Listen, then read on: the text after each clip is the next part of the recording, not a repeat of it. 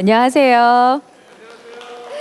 네, 저는 2015 하반기 카오스 재단의 강연 비색즉 시공의 사회를 맡은 아나운서 엄지혜입니다. 반갑습니다. 자, 이제 정말 마지막 강연이 얼마 남지 않았습니다. 이제 두 번의 강연이면은 여러분들과 약속한 10번의 시간이 모두 끝나게 되고요.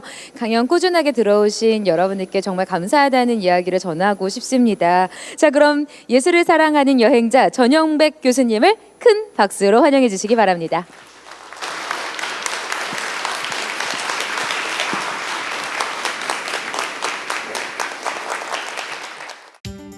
내 눈으로 직접 세상을 본다는 것이 언제부터 작품에 반영되기 시작했냐, 그러니까 그런 작품을 그린 작가가 누구부터인가라는 질문부터 시작하는 것이죠. 그래서 제가 잡은 작가가 이제 터너부터 시작해서 최근에 이제 빛을 다룬 그 설치 작가까지 쭉 이렇게 흐름을 살펴보는 그런 시간입니다.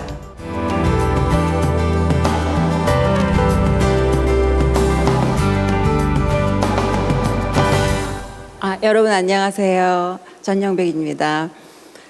한 200년 정도 되는, 그러니까 19세기 초부터 오늘날까지의 그런 최근의 미술까지를 한번 쓱 훑어보면서 어떻게 빛에 대한 게 미술에서 얘기가 될 수 있으며 또 과학하고 어떻게 연결될 수 있을까 하는 생각을 한번 가져보시죠.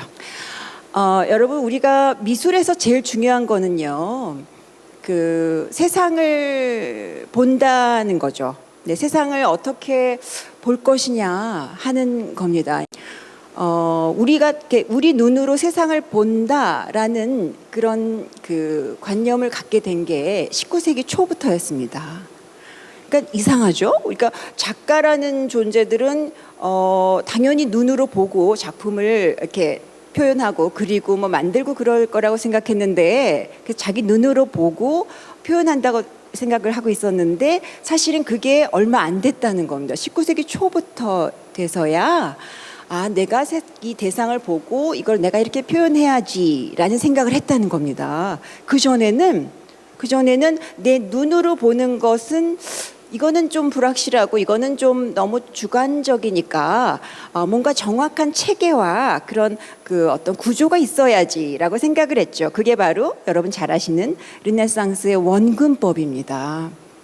그런데 이제 19세기로 진입하면서 굉장한 변화가 생겼습니다. 이거는 보는 방식이 달라지게 된 거고요. 다시 말하면 그전에 과학적이고 체계적이었던, 그리고 누구나 다 똑같이 보일 수밖에 없었던 원근법이라는 그 구조에서 이제 내 눈으로 본다, 내가 본다라는 굉장히 개인적이고 자기 중심적인, 주체 중심적인 그런 시각으로 바뀌게 되는 겁니다. 그 시각의 혁명을 겪게 되거든요.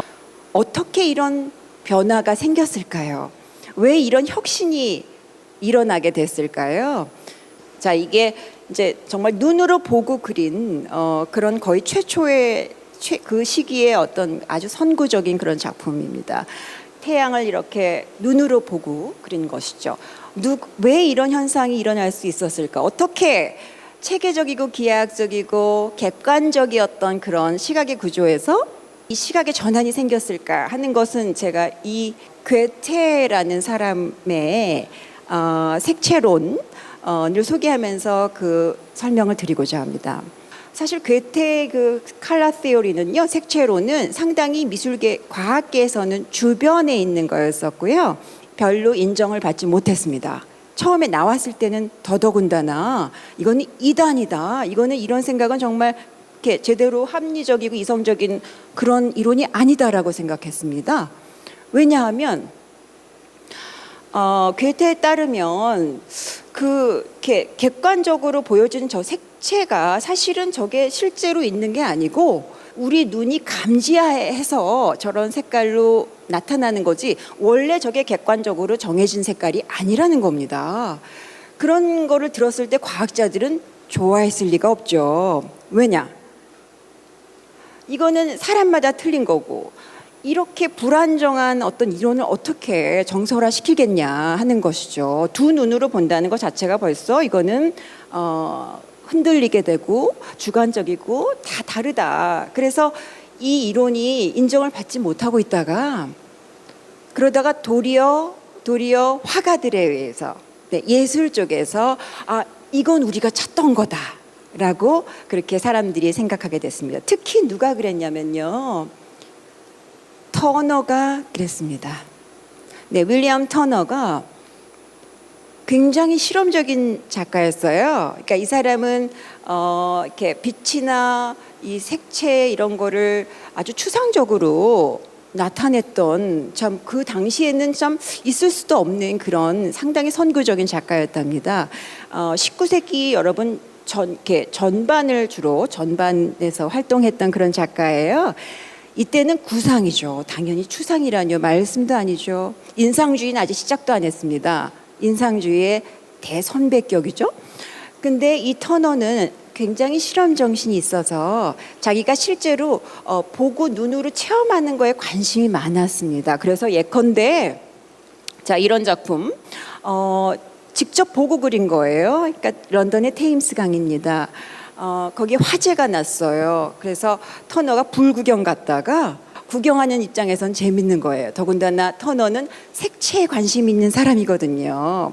그런데 막 활활 타오르는 저런 노란 색채를 보면서 직접 제가 이렇게 체험적으로 이렇게 이미 작품을 했었어요. 정말 놀라운 일입니다. 근데 이 사람의 시기에는 터너의 시기에는 구상적으로 그려야죠. 추상적으로 그릴 수 없습니다. 그러니까 여기 보면은 막 저기 이렇게 불이 난 상태에서 막 사람들이 지금 pit이 나고 이렇게 배들이 다 막 빠져나오고 하는 아주 긴박한 상황을 구체적으로 보여주지만 사실 터너의 관심은 그런 데 있는 게 아니죠. 이 우주의 대자연의 막 저런 그 광활한 어떤 그 바다와 지평선 그리고 빛의 막 그 다이나믹한 역동성 그리고 막 흔들리는 대기의 막 움직임 이런 것이 관심이 있었습니다. 그래서 40년, 자 1840년이니까 이때 이제 영문으로 번역된 게테의 칼라 티어리 색채론을 읽었답니다. 실제로 그 터너가.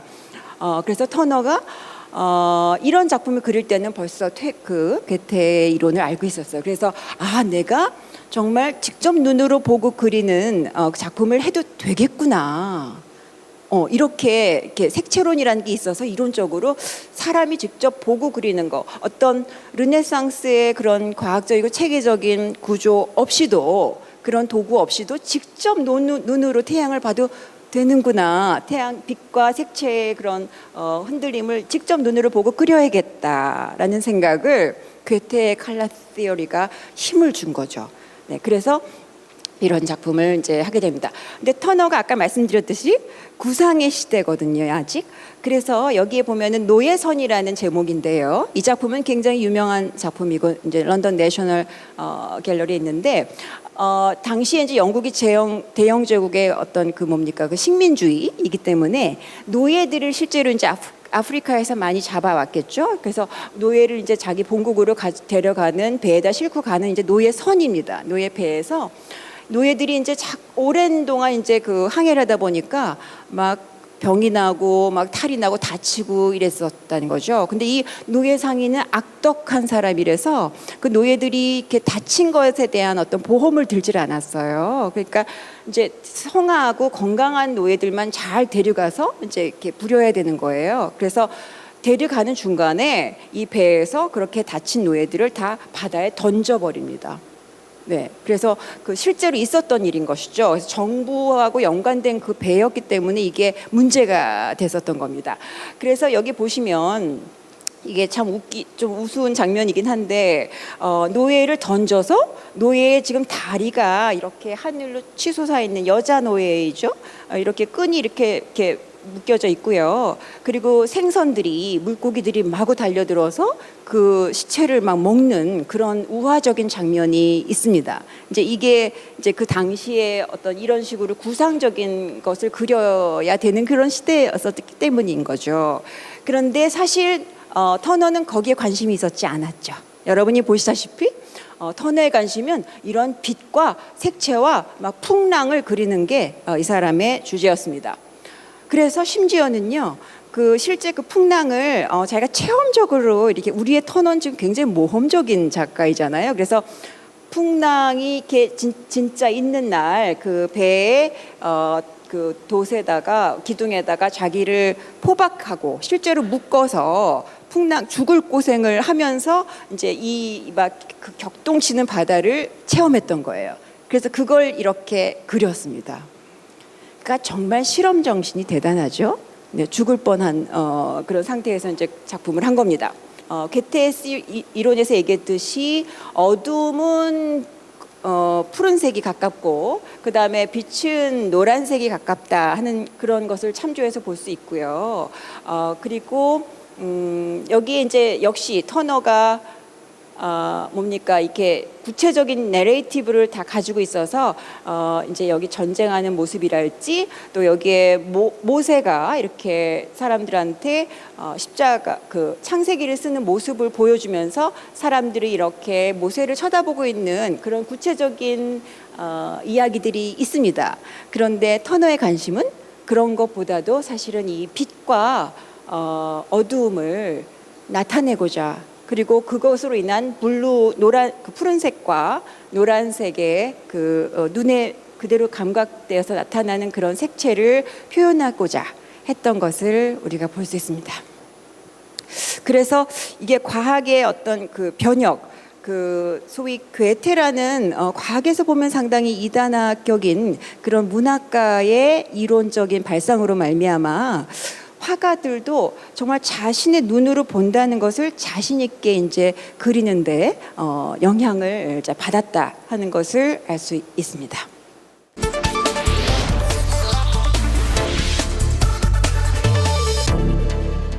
자, 이게 최초의 그 다게르가 이렇게 이용하면서 찍은 그 다게로 타입의 카메라입니다. 초기 사진기인 거죠.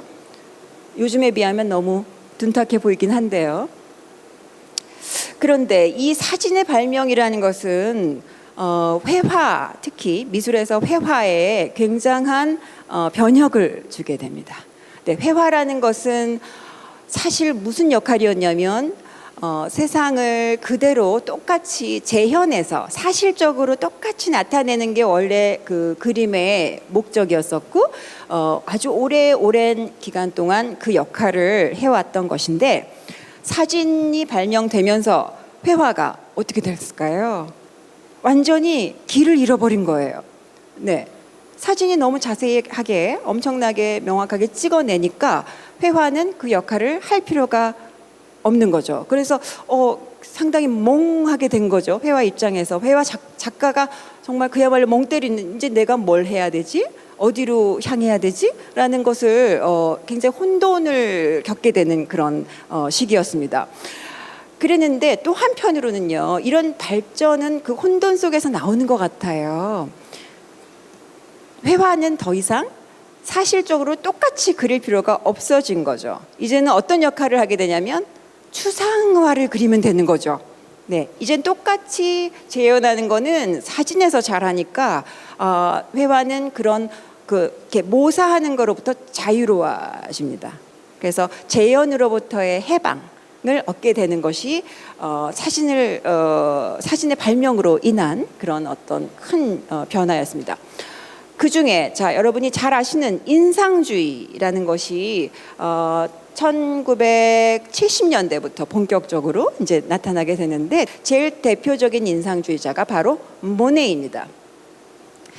여러분이 모네만의 매일 헷갈리시죠? 네, 오늘 이 시간으로 그거를 완전히 끝내주세요. 정리해주세요. 모네야말로 제일 전형적인 인상주의자인데, 모네의 그 인상주의라는 말이 뭐 잘 아시다시피 굉장히 비판과 조소의 의미였었고요.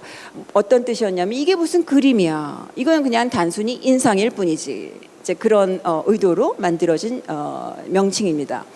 그랬을 때 모네의 인상이라는 이 작품, 인상주의라는 그 말을 만들어내게 한 그 인상이라는 작품인데요.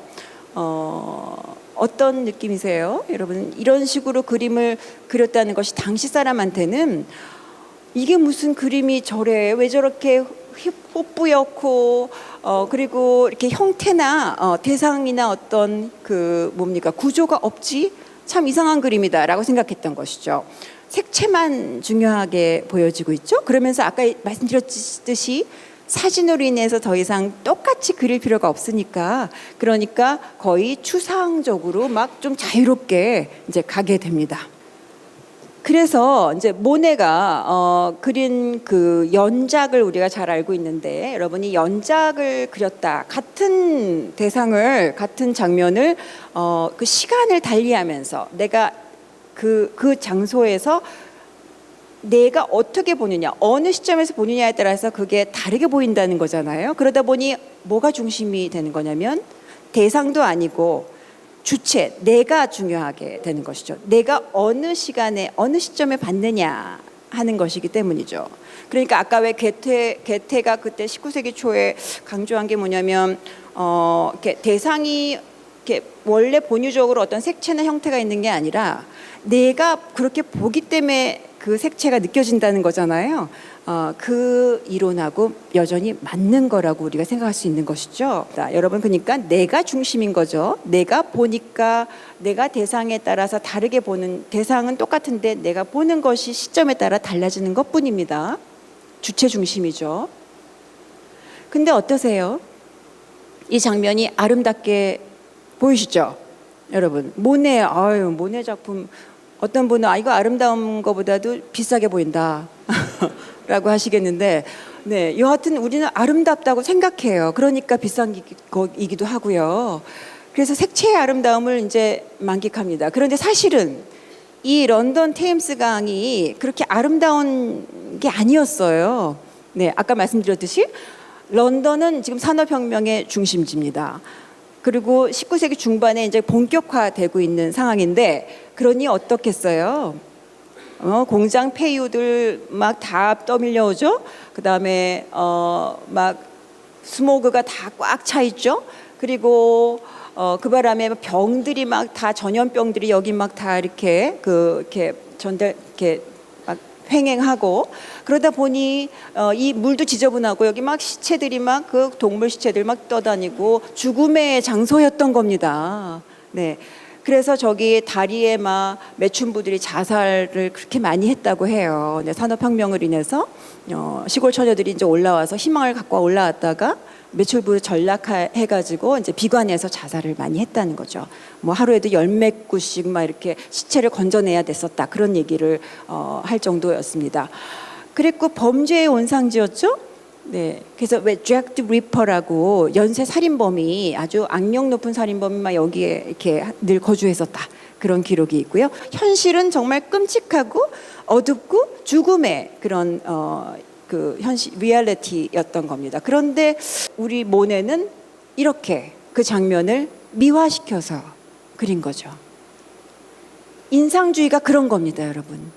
실제 리얼리티를 그대로 드러낸다기보다도요 눈으로 보고 그리는 눈으로만 보는 거거든요. 그리고 눈으로 본다는 것은 거리를 두고 본다는 거거든요. 네, 그래서 거리를 두고 멀리서 보기 때문에 그런 추악하고 막 고통스러운 죽음의 장소마저도 저렇게 아름다울 수 있다는 것이죠.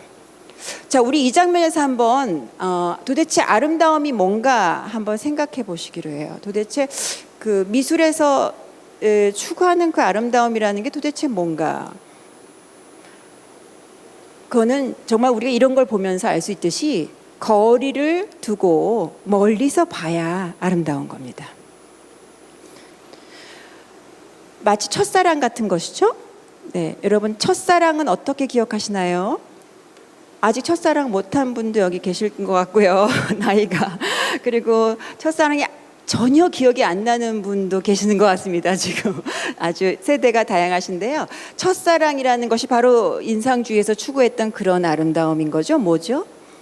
첫눈에 반해서 그냥 그 사람 자체가 나에게 그냥 완전히 압도되게 느껴지는 그런 매력인 것이죠. 첫눈에 반한다. Fall in love at first sight. 첫눈에 시각적인 거죠.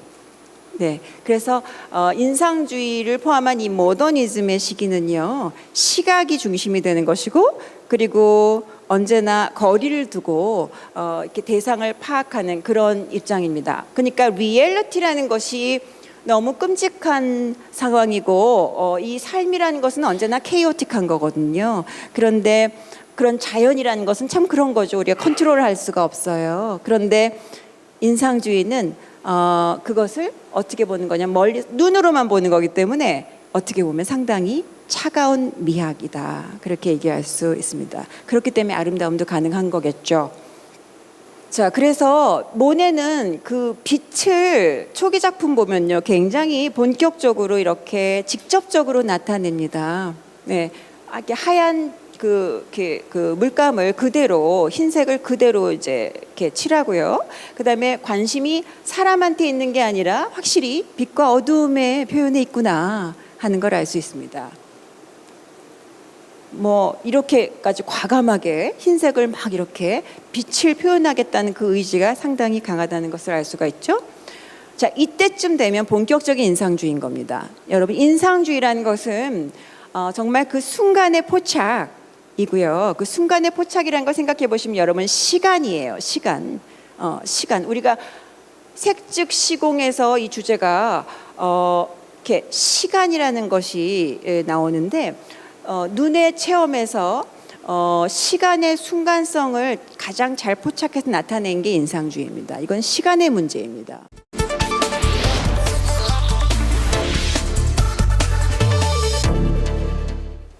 자, 그래서 우리 아까 이렇게 인상주의를 얘기할 때 현재성, 지금의 시점을 그대로 대상에 투영해서 지금 이 시점에서 내 눈에 들어온 대상을 표현하는 것이다 라고 했는데, 그런 생각을 어떻게 또 갖게 됐을까?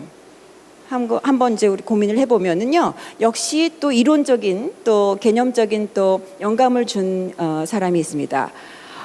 보들레르는 이 19세기의 그 소위 모던 이라, 모던 그 사회로 들어가는, 진입하는 이 과정에서 굉장히 중요한 역할을 해줬어요. 그래서 유명한 말을 했었죠. 보들레르가 뭐라 그랬냐면, 자, 이제 모던 아티스트들이요, 옛날에 라파엘로나 티치아노의 비너스를 그리지 말고 오늘날의 매춘부를 그려라. 네, 누드를 그릴 때 이제 얘기하는 것이죠. 그래서 오늘날의 매춘부예요.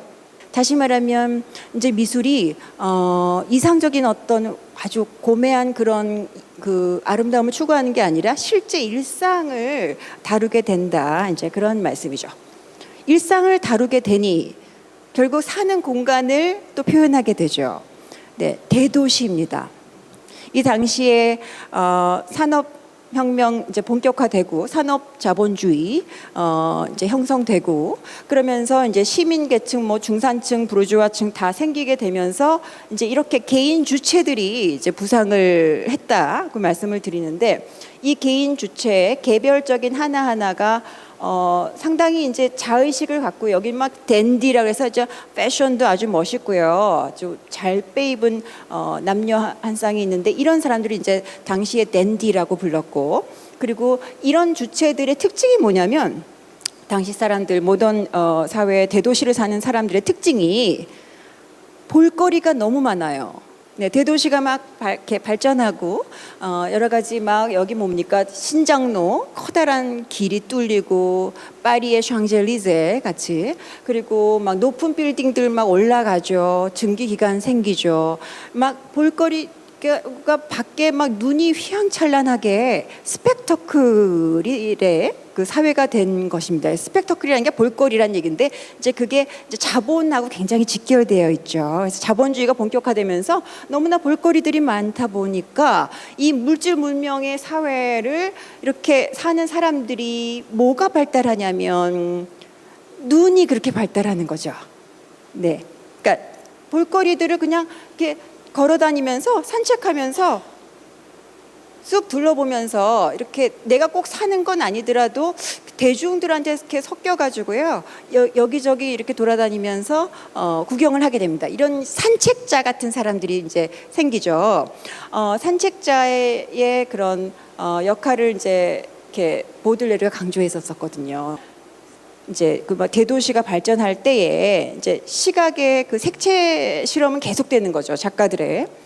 그래서 쇠라가 나오고, 자 이거는 정말 빛과 색채를 과학적으로, 그러니까 과학이 또 들어오는 것이죠. 네, 생리적인 거, 과학적인 것을 체계적으로 분석해서 색채를 쓴 작가가 쇠라입니다. 우리가 점묘법이라고 잘 알고 있죠.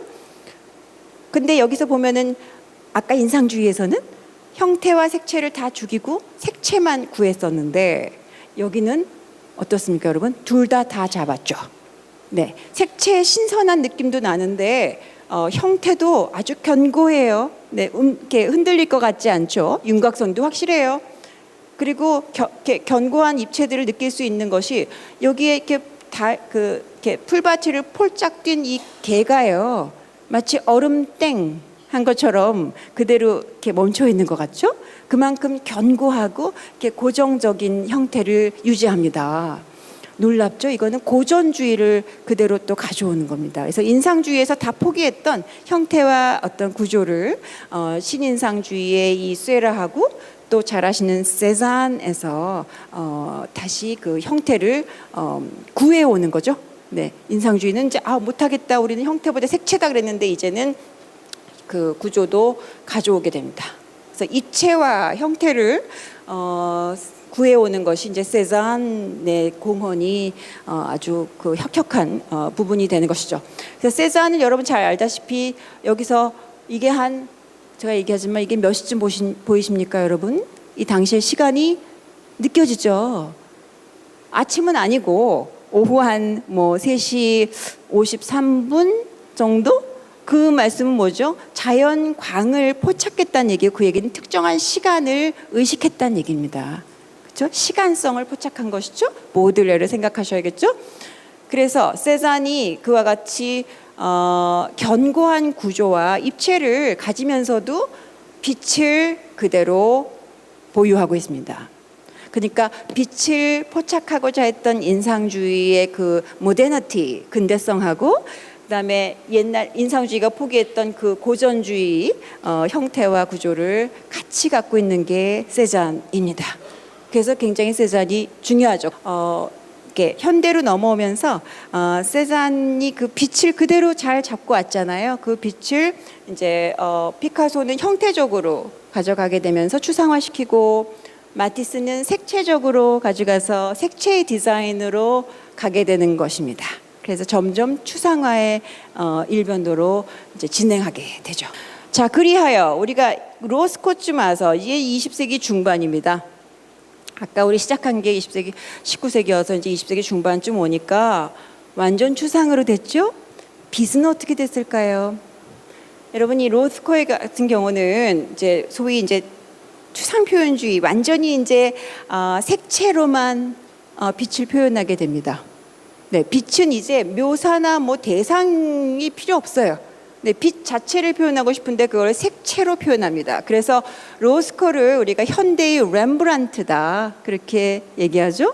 내면에서 빛이 나온다고 생각하는 것이죠. 그래서 굉장히 정신적이고, 이거를 가만히 들여다보고 있으면 이 복잡한 세상, 이렇게 혼란스러운 어떤 리얼리티 이런 걸 다 잊어버리고 그냥 여기 이렇게 빨려 들어가는 것 같아요. 이렇게 마음의 심리적인 어떤 정신적인 치유를 받는 것 같은데, 그 이유가 정말 이렇게 색채와 빛의 조합으로만 가면서 시각적으로 이걸 승화시키기 때문이죠. 완전히 정신적으로 고양시킵니다.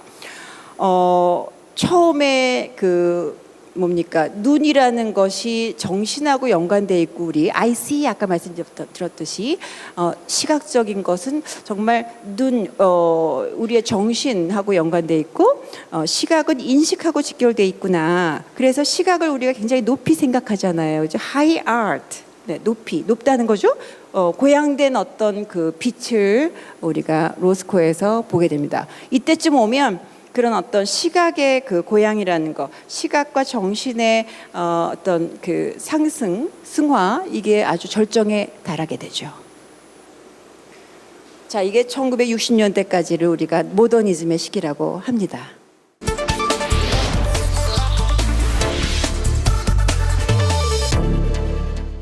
자, 그래서 이제 오늘날의 미술은 도대체 빛을 어떻게 표현하나 하는 이제 마지막 챕터가 되겠는데, 시각, 눈에 대한 관심이 1960년대부터는 뭡니까? 포스트 모더니즘이라는 것이 등장을 하면서 시각에 대해서 공격하게 돼요. 너무 하이예요. 너무 미술이 하이고 너무 이상화돼 있어서 리얼리티, 삶과 분리되어 있다고 느꼈어요. 아까 보셨지만 로스코 작품, 그다음에 뭐 바넷 뉴만, 그래서 완전히 생면으로 가면서 저기서 무슨 삶을 느낄 수가 있지? 내 일상과 어떻게 연관시켜야 되겠나 하는 생각을 못하게 되는 거예요, 사람들이. 그러니까 where is reality? 도대체 우리의 삶은 어디에 갔는가? 라는 것이 회의가 느껴질 수밖에 없겠죠. 그래서 그때부터 완전히 포스트 모더니즘이라는 아주 강력한 새로운 어떤 또 전환이, 패러다임 시프트가 생기면서 공격을 받게 됩니다. 그래서 시각에 대해서, 빛에 대해서 표현하는 거에 대해서 작가들이 안 하게 돼요. 이제 그런 시기를 다 지나서 이제 드디어 2000년대로 또 넘어오면은요, 더 참 좀 독특하게도 이게 다시 시각으로 돌아가는 거 아닐까라는 약간 의심을 갖게 하는 작품들이 많이 나오고 있습니다. 다시 말씀드리면 빛을 많이 표현해요, 요즘에. 근데 작가들이 어떻게 표현하냐면 그전처럼 같지 않죠. 미술은 절대로 반복하지 않습니다. 시각적인 게 아니고요. 이 빛을 표현하는 게 이제는 공감각적이고 몸에서 느끼는 전체적인 어떤 감각으로 나타나요. 다시 말씀드리면 이런 빛을 표현하는데 이 제임스 터렐이라는 작가는 그 관람자가 저 빛으로 만든 공간 속으로 들어가게 합니다. 빛으로 된 평면을 보는 게 아니고 거리를 두고 보는 게 아니고 저 공간 속으로 들어가게 합니다. 그러면서 우리는 눈뿐 아니라 전체적으로 그 공간하고 같이 온몸으로 저 빛을 느껴요. 자, 여러분 저기 앉아 있다고 생각해 보세요. 제임스 터렐이 만든 이 설치, 우리가 소위 설치 작품이라고 하는 것들이 이제 주종을 이루고 있는데요. 이 설치 작품에서 하늘을 보는 거예요. 하늘을 보고 앉아 있으면요, 이 사람이 만든 거는 저 건축 공간이에요. 그리고 사람들은 여기 와서 이제 앉아 있게 되는데 관객은 저 하늘을 봅니다. 그러면 하늘이 변하죠? 이렇게 계속 변하겠죠? 마치 추상화를 위에다가 이렇게 걸어놓은 것 같아요. 네. 그런데 우리는 눈으로만 보는 건 아니죠. 온 몸으로 공간을 느끼면서 봐요. 네, 달라졌어요. 빛을 표현하는 건 맞는데, 근데 온 몸으로 느껴요. 자, 여기에 또 이런 지추 미술관이라고 일본의 나오시마 섬에 가시면 여러분 미술관이요, 땅 밑에 있어요. 그래서 이 안에 이제 이렇게 건물들이 있는데 거기 안에 들어가면 제임스 터렐의 또 작품이 저런 빛의 공간 작품이 있습니다. 저 안으로 우리가 들어가는 거예요. 보는 게 아니고요. 그의 또 이런 전형적인 시그니처 작품이죠. 열린 하늘 있고. 자, 우리나라에는 없는가? 우리나라에도 있어요. 오크밸리, 강원도 원주에 있는 뮤지엄 산에는 제임스 터렐의 작품이 이렇게 설치되어 있습니다. 그래서 여러분이 직접 가셔서 느낄 수 있죠. 자, 이 요즘 작품들은 정말 자본이 많이 들어가는 것 같아요. 네, 이 사람은 스케일이 엄청 커서 아예 화산을 하나 샀어요. 물론 자본을 다 펀딩을 받아서 한 건데 이 화산을 이런 식으로 설치 공간으로 다 바꿔서 만들었습니다. 이 안에 15개의 방이 있고요. 그리고 통로들이 다 이런 빛 설치 작업으로 이루어져 있어요. 물론 사화산입니다. 네. 그래서 그 화산 안을 저런 식으로 지금 다 공간 작업을 하고 있는데 이 사람의 관심은 오로지 빛이에요. 퀘이커 교도인데요. 굉장히 종교적이고 신비로운 그런 우주의 빛을 나타내고 있죠. 네, 이 화산 작업 프로젝트가 얼마 걸리고 있냐면요. 여러분 지금 아직 안 끝났는데요. 77년에 시작했어요. 36년째입니다. 아직 미완성이고요. 네, 그래서 이분의 나이, 이 작가의 나이가 72살이거든요. 가능할지 몰라요. 수명이 오래 가야 될 것 같아요. 자, 끝으로. 자, 여러분이 아시는 분을 있으실 것 같은데 올라퍼 엘리아손이라는 덴마크 작가인데 이 작가는요 아예 태양을 만들었어요. 아니 이럴 수가 어떻게 태양을 만들지 신도 아닌데 자, 저 태양은 전구로 된 전구가 200개의 단색 옐로우 빛의 전구로 된 태양 인공 태양입니다. 이거를 테이트 모던 갤러리에다가 설치를 했어요. 넓적하겠죠? 자, 이 갤러리 뮤지엄 테이트 뮤지엄에서 보여준 2003년의 작품입니다. 너무나 유명합니다. 자, 그래서 제가 잠깐 동영상으로 여러분한테 어떤 느낌이었을지 보여드리려고 해요. 여기 사람들이 막 와서 보더니 막 눕는 사람도 있고 우는 사람도 있고 춤추는 사람도 있고 별 사람이 다 있었대요. 굉장히 감동받았대요. 한 200만 명이 왔다고 합니다.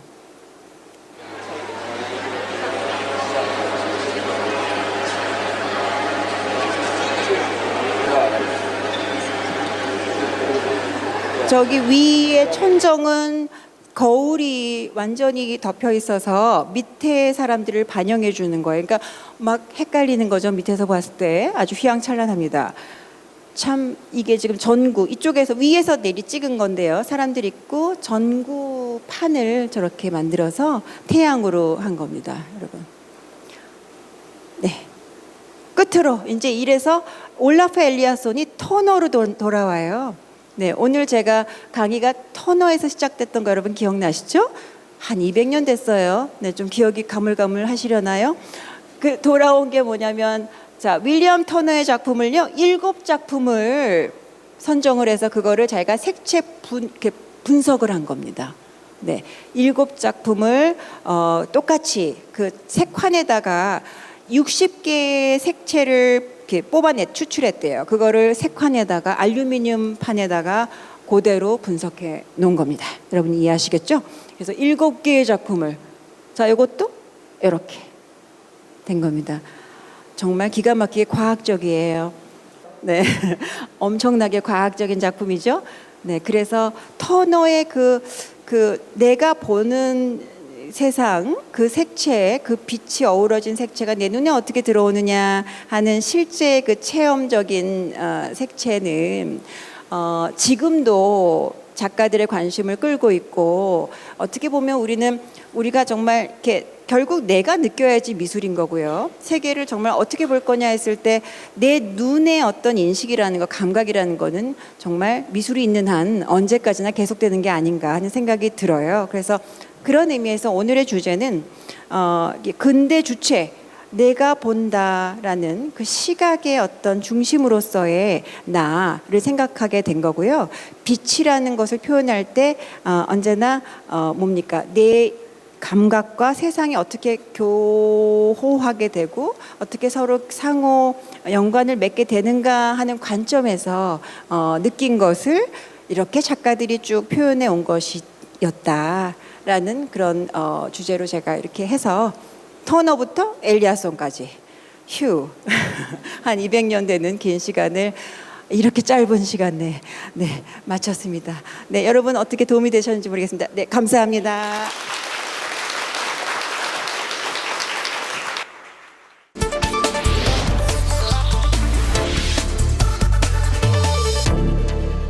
자, 이렇게 강연 마무리를 했는데요. 다음 주 9번째 강연도 굉장히 재미있는 시간이 될 거라고 합니다.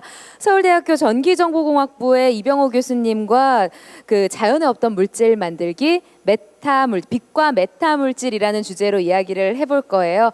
해리포터에 나오는 투명망토 아시죠? 그거에 관련된 이야기를 할 거니까요. 많은 참여 부탁드리고요. 또 패널로는 고려대학교 전자정보공학과의 김휘 교수님과 연세대학교 전기전자공학부의 최원용 교수님 모시고 이야기를 나눠보려고 합니다.